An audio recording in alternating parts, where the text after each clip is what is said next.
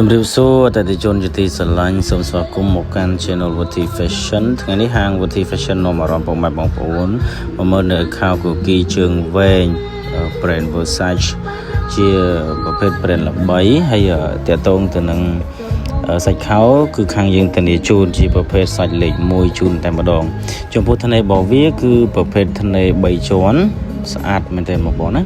ហើយពណ៌គឺមាន5ពណ៌សម្រាប់បងប្អូនជ្រើសរើសហើយចំពោះទំហំវិញគឺយើងមានពី29រហូតដល់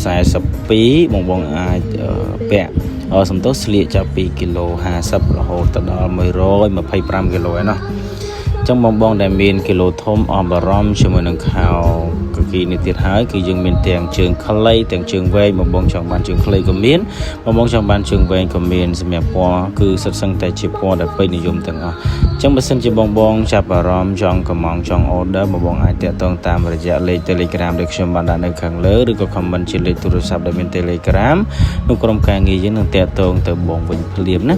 ចំពោះតម្លៃគឺពិសេសមែនទែនបងតម្លៃគឺមួយត្រឹមតែ$15ទេបងយក2ត្រឹមតែ